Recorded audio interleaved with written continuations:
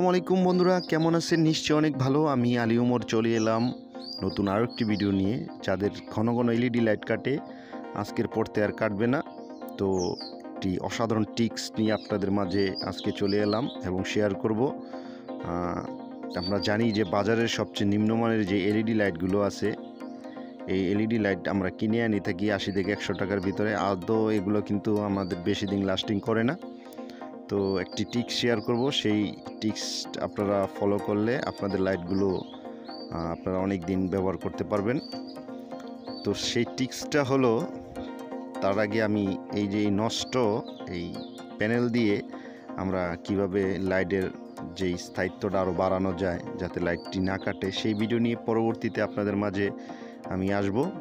তো আজকের মূল বিষয় হলো যে এই যে নর্মাল এলইডি লাইটগুলো বাজারে সবচেয়ে নিম্নমানের জিনিস দিয়ে তারা তৈরি করে, তো এই লাইটগুলো যে ঘন ঘন কেটে যায়, তো যেহেতু আমরা রিপেয়ারিং করি এবং লাইটও বিক্রি করি, তো আমাদের কাছে সবচেয়ে বেশি আসে।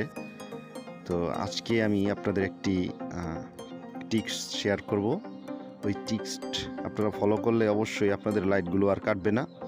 তো আশা করি ভিডিওটি শুরু থেকে শেষ পর্যন্ত দেখবেন, আর অবশ্যই ভিডিওতে একটি লাইক করবেন। আর সবচেয়ে বড় কথা হলো ব্যান্ডের লাইটের ভিতরে কী ধরনের হিস্টিং তারা ব্যবহার করে আপনাদের আমি একটু দেখাই। যেমন সুপারস্টার ব্যান্ডের যেই লাইটগুলো, কলস লাইটগুলোর ভিতরে দেখেন কি মোটা হিস্টিং তারা ব্যবহার করে, পেস্ট ব্যবহার করে।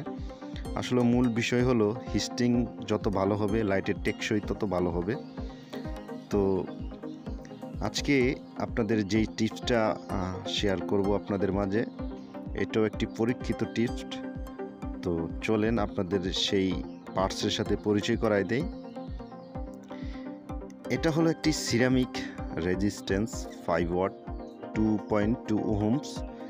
তো এই রেজিস্ট্যান্সটা আমরা ব্যবহার করব, কিভাবে করব, তো সেই বিষয়ে আমি স্টেপ বাই স্টেপ আপনাদের মাঝে শেয়ার করব।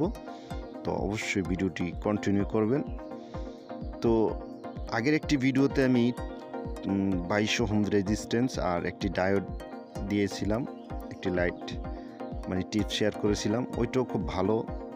আমি যেই কটা লাইট আমাদের কাস্টমারকে আমি ঠিক করে দিয়েছি, আশা করি কোনো ফল্ট হয় নাই, তার হবেও না। তো এটাও একটি টিপস। তো আজকেও একটি ব্যতিক্রম একটি টিপস নিয়ে আপনাদের মাঝে চলে আসলাম। তো এইটা ফলো করবেন। তো এটাও ভালো একটি কাজের। তো আমি এটা খোয়ালাম, হিস্টিং এবং লাইটটা খোয়ালাম। খোলার পরে আপনাদের আমি দেখাই। আপনারা রেড তারটা আপনারা খুলবেন প্যানেলের। তো একটু কেটে নিলাম, বাড়তি অংশটা কেটে নেওয়ার পরে আমরা সুন্দর করে এটা কেটে নিলাম। তারপর আমরা সোল্ডারিং করব। তো আমরা ড্রাইভারের পজিটিভ তারটা আমরা খুলে নিলাম। তো আমরা রেজিস্ট্যান্সের একটি মাথায় আমরা পজিটিভ তারটা সোল্ডারিং করেছি, দেখেন। তো আপনারা এটা সোল্ডারিং করে নেবেন। করে নেওয়ার পরে অবশ্যই টেপ করে নেবেন যাতে বডির সাথে কানেক্ট না হয়। তো আমরা প্যানেলের সাথে এই যে দেখেন রেজিস্ট্যান্সের একটি মাথা, এটা আমরা প্যানেলের সাথে সোল্ডারিং করে দিলাম পজিটিভ। দেখলে আপনাদের আমি একটু জুম করে দেখাই।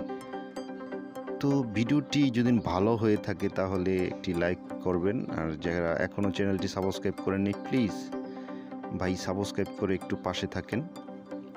তো আমরা টেপ করে নিলাম, দেখেন আমরা টেপ করে নিয়েছি। এবার আপনাদের আমি 4টা স্ক্রু লাগিয়ে এবং এটা চালিয়ে দেখাবো। তো এটা মোটামুটি আমি যতটা লাইটে এটা লাগিয়েছি আশা করি কোনো কমপ্লেন পাই নাই। তো আমরা একটি ডায়োড নিলাম। তো এই ডায়োডটি আমরা ছোট করে কেটে নেব।